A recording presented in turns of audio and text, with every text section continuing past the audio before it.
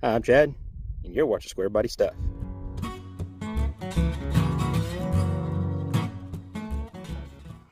Welcome back to the channel, everybody. We're not in the shop, at least not my shop, and that's not my Squarebody. But we got some Squarebody stuff that's going to be a little bit different. I think you guys will be interested in seeing this. I'm at Quick Performance here in, I think, Fairgrove, Missouri. These guys contacted me. I've known them for a few years now. Their main thing that they do is aftermarket accessory drives. I'll show you some of what they got. They make the aftermarket accessory drives for, well, I'll let Wayne explain a little bit more about it here in just a little bit. Here's some of the stuff that they've got available.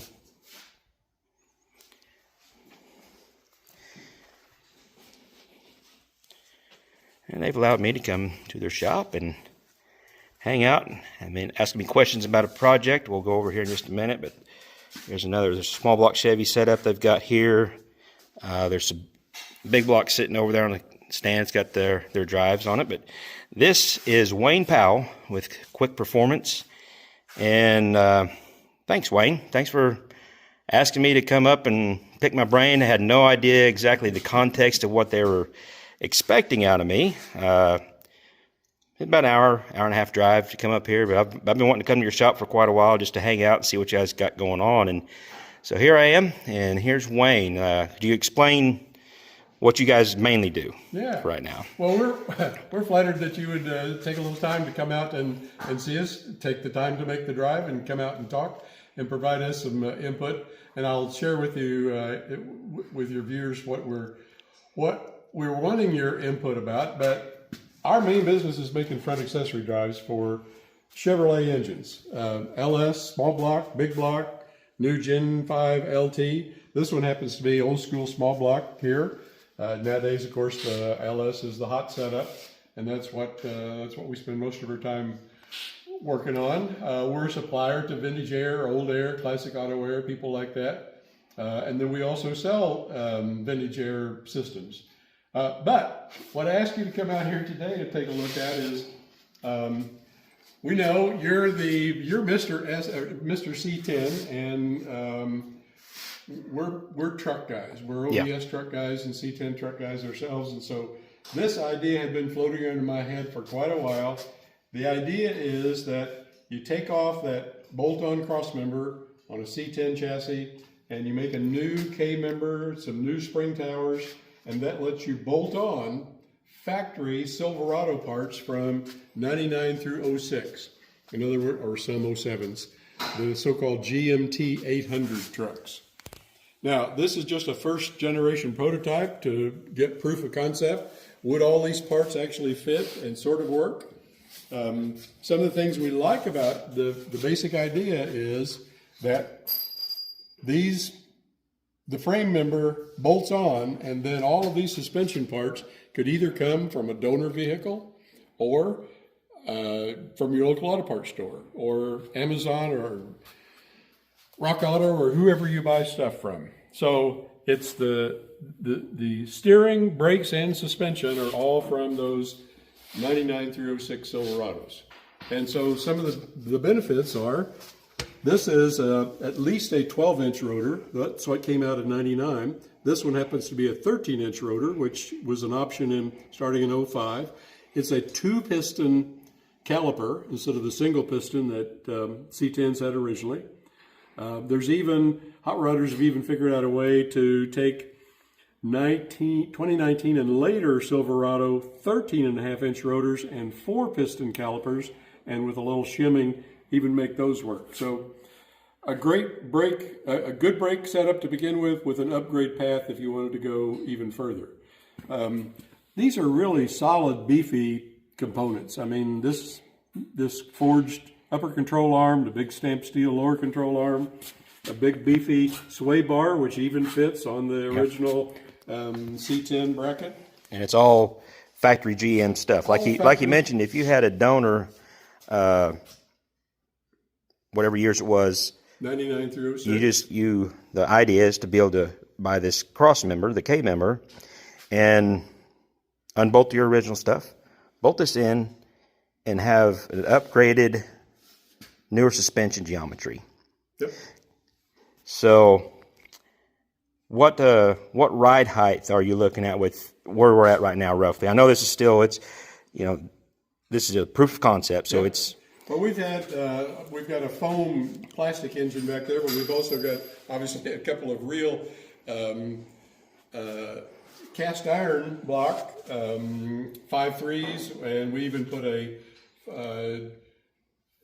SM465 transmission on the back, trying to get some extra weight. We put all that on here, and it looks like, once we added a little weight to sort of represent the cab, we're going to be in the neighborhood, we think, of a 3-inch drop compared to stock suspension. We don't know that for sure, but somewhere in that neighborhood. And then, of course, if somebody wanted to go lower, there are drop knuckles, and this is a knuckle plus a unit bearing rather than the traditional spindle and tapered roller bearings. So we think somewhere in the neighborhood of 3 inches. One of the things you and I've just talked about this morning, one good idea from you is, what about the guys who like the stock ride height, who want more of a real rest of mod look, and the possibility to simply space this whole cross member down and drill some additional holes in the spring towers is certainly a possibility, and that's one we're going to explore. I come from a background of where I like a little bit of a lowered look, nothing radical, but at least a little bit. My daily driver's 2013 Silverado with a 4.6 drop, which is I think that's about what it is. Anyway, so the possibility, because of the way this bolts onto the frame, it can be adjusted up and down. So that's something we're certainly going to take a look at. Anyway, we've gotten far enough along that, like I said, the idea had been floating around in my head, and I just had to know, is this a bad idea? And if it is, I can scrap it and move on. Or if it's a good idea, and it looks like it would actually work. Now, whether we turn this into a product or not that's still yet to be seen. But we want to get the next generation of this actually on our own personal 81 C10. Stick an LS engine in there and go put some miles on it and see how it handles and rides and performs and holds up and all that sort of thing. So that's the stage we're at right now. I really appreciate your input. Yeah, not a problem, because Wayne wasn't sure, didn't know about my fabricating background, and a lot of you viewers may not know of my fabricating background.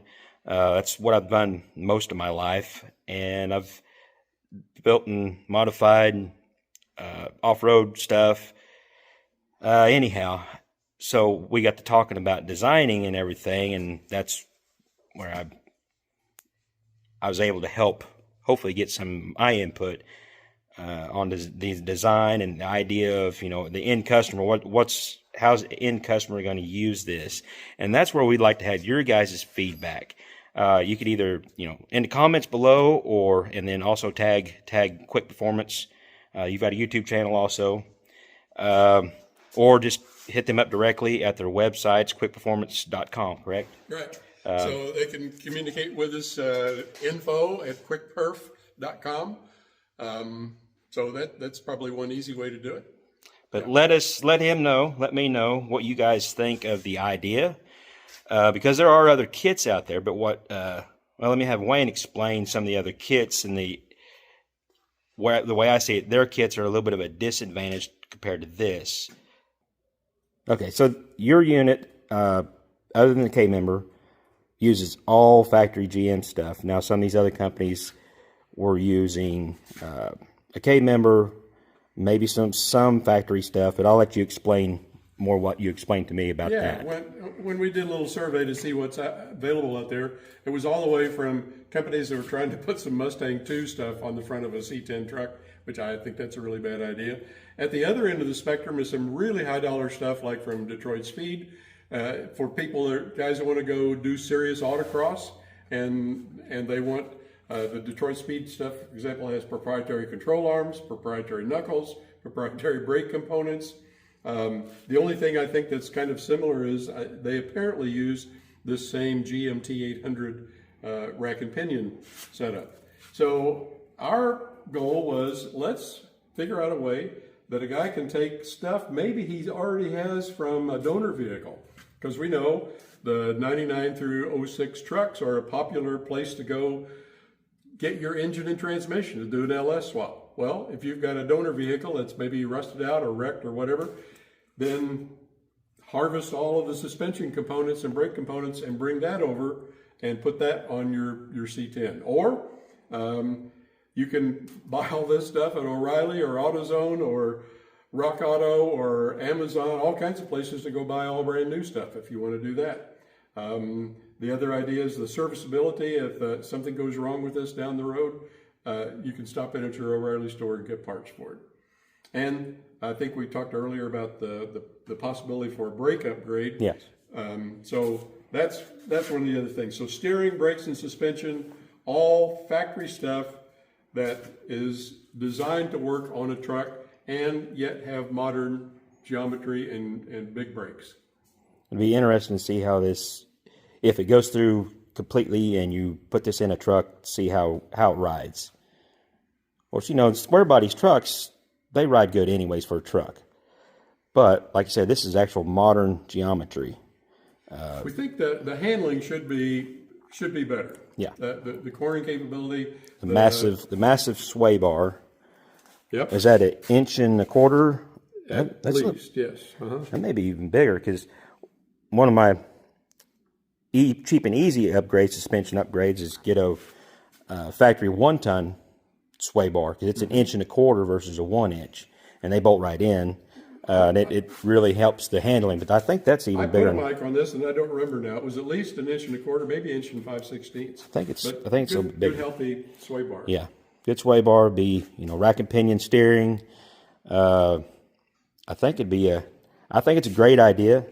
Like I said, it looks a little rough right now. This is just a proof of concept, and hopefully maybe some of the stuff that we've discussed, they can move forward on upgrading this to. We really appreciate any input at this point. Yeah. This is not, we're not trying to keep this a secret. We don't, like I said, we don't know for sure that it's actually going to turn into a product. We're going to put it on our own C10, drive it for a while, and see how it works, and then see where we go from there.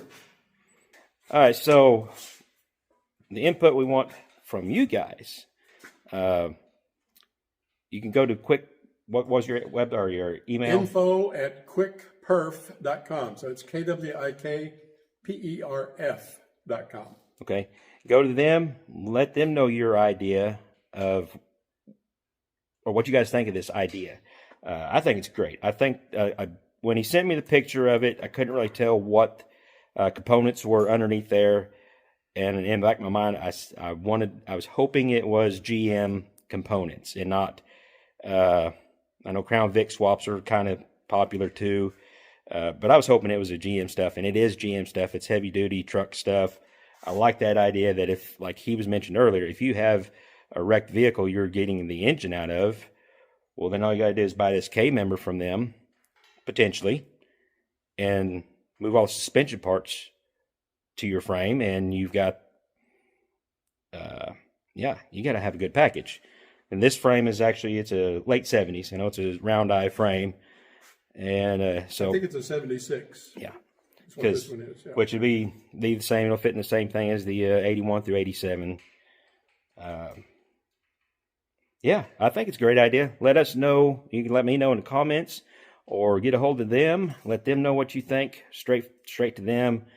They've also got a YouTube channel. Go check them out there. Quick Performance YouTube channel. Okay. Yep. Yeah, I'm not good at these interviews, guys, and I wasn't even planning on videoing anything. I didn't bring my GoPro, and this is kind of an impromptu video. So, once again, we really appreciate you coming out and appreciate you sharing this with your viewers, and we're looking forward to their feedback. Yep. All right, I think that's all we got. Till next time, y'all keep your square bodies rolling, and we'll catch you later.